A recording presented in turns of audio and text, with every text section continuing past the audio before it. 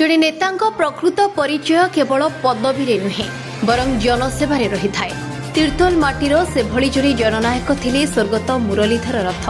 तांको प्रथम श्राद्धवार्षिकी अवसर में प्रतिमूर्ति उन्मोचन, स्मृतिचारण सभा, पुस्तक उन्मोचन और सहस्राधिक लोकों प्रसाद सेवन आयोजन करा। आसंतु देखिबा ही रिपोर्ट। जगतसिंहपुर जिला तीर्तोल ब्लॉक जयदपुर पंचायत चांदपुर गाँव में पूर्वतन सरपंच और विशिष्ट समाजसेवी स्वर्गत मुरलीधर रथंक प्रथम श्राद्धवार्षिकी श्रद्धा और भावविह्वल परिवेश पालन करा जायछि। एही अवसर में पैतृक बासभवन में प्रतिमूर्ति उन्मोचन करा सह एक स्मृतिचारण सभार आयोजन होता। जनप्रतिनिधि, बुद्धिजीवी और बहु मान्यगण्य व्यक्ति जनसेवा और व्यक्तित्व को स्मरण कर श्रद्धांजलि जणाइथिले। जड़े सफल व्यवसायी जनसेवक पलटिथिबा मुरलीधर रथ लगातार 5 थर सरपंच भावे लोकों को विश्वास जीतिथिले। ब्लॉक अध्यक्ष भावे मध्य से अंचलर विकास पई अनेक उल्लेखनीय कार्य करिथिले। चांदपुर गाँव में पोस्ट ऑफिस, पशु चिकित्सालय, पुलिस फांडी, अंगनवाड़ी केन्द्र, अतिथि भवन, श्मशानर उन्नतीकरण और विभिन्न शिक्षानुष्ठान प्रतिष्ठारे तांकर अवदान आज मध्य स्मरणीय। धार्मिक और सामाजिक क्षेत्र में मध्य से श्रीराम मंदिर, यज्ञ मंडप और पुरातन मंदिर संस्कार कार्य में अग्रणी भूमिका नेथिले। एही स्मृति सभारे जगतसिंहपुर विधायक अमरेन्द्र दास जोगदेई कहिथिले, स्वर्गत मुरलीधर रथंक परी निस्वार्थ जनसेवक विरल। तांको परी व्यक्तित्व समाज पई सदा प्रेरणादायक। एही अवसर में लेखक ज्ञानरंजन महांती रचित स्वर्गत मुरलीधर रथंक जीवनी आधारित पुस्तक जीवन सौदा उपस्थित जनसाधारण मध्य बंटन करा। पर स्थानीय श्रीराम मंदिर में आयोजित प्रसाद सेवन कार्यक्रम में हजार हजार श्रद्धालु सामिल होते। स्वर्गत मुरलीधर रथ आज आम गहणरे नथिले मध्य तांकर जनसेवा, विकासमूलक कार्य और आदर्श आगामी पीढ़ी पर सदा प्रेरणार उत्स होई रहिबो। स्वर्गत मुरलीधर रथंकर संपूर्ण जीवन शैली और जीवन आदर्श को नहीं एक पुस्तक जीवनी पुस्तक रचना करिछि। आज तांकर प्रथम श्राद्धवार्षिकी। ये श्राद्धवार्षिकी रे तांको उद्देश्य रे एक स्मृति सभा आयोजन करा जायछि। से सभार मध्य मते अतिथि भाव निमंत्रित होइथिलि। सेति पई मु भुवनेश्वर रु आस्थिलि। आज तांको स्मृति सभा रे जोग देई तांको सपक्ष रे तांको विषय रे पदे अधे कहली। ये सब ये व्यक्तिंकर ये स्मृतिचारण सभा निहाती आवश्यक। जनमानस रे ये व्यक्तित्वंकर परिचय प्रदान करने निहाती आवश्यक।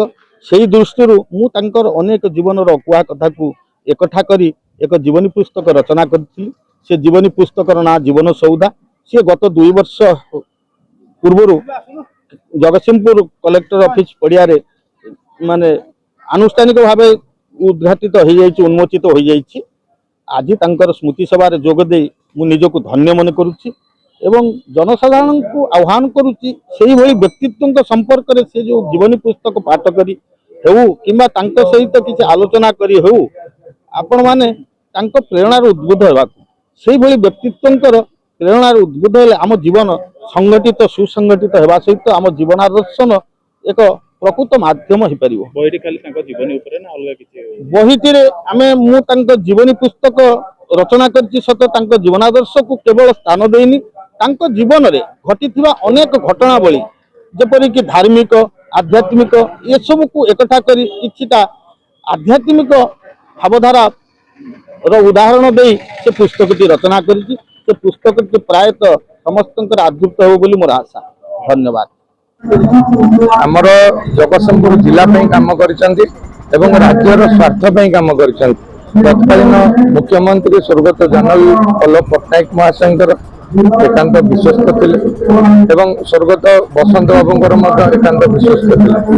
सेही विश्वस्तता को नहीं अंचल रास्ता घाट ठारू आरंभ कर पीवा पानी ठारू आरंभ कर इलेक्ट्रिसिटी ठारू आरंभ कर विभिन्न प्रोजेक्ट आनिक सरकार जिले में करने सब अंताभिड़ी कर विशेष कर जड़े धनी परिवार आसी साधारण गरीब लोक बहुत सम्मान दौले भल पाते से जीवन व्यापी समाज सेवा कर आज दिन में जदि देखिए 1000 ऊर्ध्व परिवार से रोजगार आज से घर स्वर्गत मुरली रत्न महाशय चली युवजन्मा लोक आम सांगे ना आमर एक अपूरणीय क्षति होती तेणु समय समय युवजन्मा लोक आसती धरा पृष्ठ तेणु ये दलमत निर्विशेष जाति धर्म निर्विशेष समस्ते भल पाते सबुठार बड़ शक्ति थी मानसिक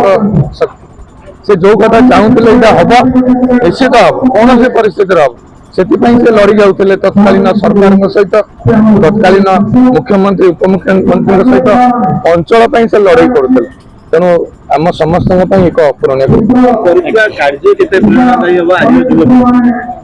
आम जो देखो मु छोटिया उदाहरण देवी राम मंदिर जगतसिंहपुर हम एक कहीं विश्वास कर राम मंदिर अयोध्या परिकल्पना चली बेले जगतसिंहपुर राम मंदिर करते कॉलेज रे पढ़ुलु आम आसुलु राम मंदिर हूँ देखा आमर मंडप कल्चर नाला मंडप हो नाला जगतसिंहपुर ना गवर्नमेंट ना प्राइवेट मंदिर ए अंचल साधारण लोकंर बाहागर व्रतघर ये सब कार्यक्रम ये प्रथम आरंभ होता आमर जगतसिंहपुर ठारू एठिकी घर पाखापाखि 10 किलोमीटर आम विभिन्न आम अंचल झील बाहागर आसीचु पुओ बाहागर आसीचु आम अंचल रास्ता कहतु प्रधानमंत्री सड़क योजना मुख्यमंत्री सड़क योजना पीवा पानी उज्जवल आलोक ये सब काम कर विषय कह तेणु परिवार यही पथरे जाऊँ